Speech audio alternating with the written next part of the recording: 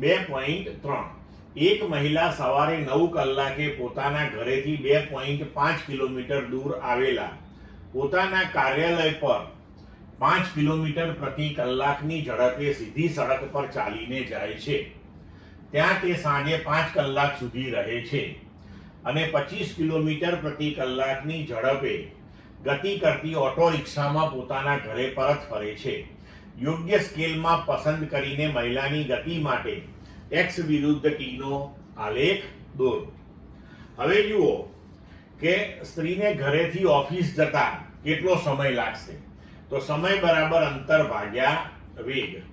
હવે 2.5 કિલોમીટર દૂર એનું કાર્યાલય છે, અંતર 2.5 કિલોમીટર અને વેગ એનો 5 કિલોમીટર પ્રતિ કલાક છે. તો સમય લાગશે 2.5 ભાગ્યા 5 એટલે કે અડધો કલાક. એટલે આપણે લખી શકીએ કે t1 બરાબર 30 મિનિટ. હવે આલેખમાં 9 વાગે એ ઘેર છે, તેનું ઘર જે છે એને આપણે x બરાબર 0 લઈએ અને 9:30 એ એની ઓફિસે પહોંચી ગઈ છે. ઓફિસ 2.5 કિલોમીટર દૂર છે. તો હવે આપણે આલેખની અંદર આ સ્થાન તમે જુઓ કે આ B થી શરૂ કરી અને આ A 0 થી શરૂ કરીને 2.5 કિલોમીટર અને અહીંયા 30 મિનિટની અંદર એણે આ અંતર કાપ્યું છે. બરોબર. હવે આપણે આગળ જોઈએ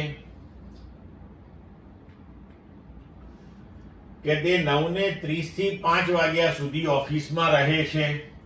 તો આ સમયગાળા દરમિયાન એ ઓફિસમાં જ છે, એટલે કે ઘરથી 2.5 કિલોમીટર જ છે. તો 10 વાગે, 11 વાગે, 12 વાગે, 1 વાગે, 2 વાગે, 3 વાગે ને 4 વાગે અને 5 વાગે. તો ઓફિસમાં છે એટલે આપણો આલેખ આ A થી B સુધીનો થશે. હવે 5 વાગ્યા પછી એ ઓફિસથી નીકળે છે અને 25 કિલોમીટર પ્રતિ કલાકની ઝડપથી ઓટો રિક્ષામાં ઘેર જાય છે. તો હવે તમે જુઓ કે પાછા ફરતી વખતે 25 કિલોમીટર પ્રતિ કલાકની ઝડપ છે. તો સમય કેટલો લાગશે? તો કે 2.5 કિલોમીટર અંતર કાપવાનું છે, વેગ 25 કિલોમીટર પ્રતિ કલાક. તો 1 ભાગ્યા 10 કલાક. બરોબર. એનો મતલબ કે 6 મિનિટનો સમય લાગશે. તો 5 વાગે ને 6 મિનિટે એના ઘેર પહોંચી જશે. બરોબર.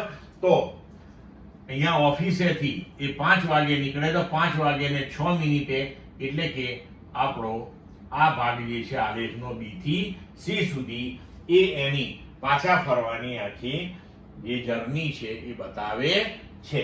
તો ક્લિયર મિત્રો, આ થઈ ગયો આખો આલેખ તેની મુસાફરી માટેનો.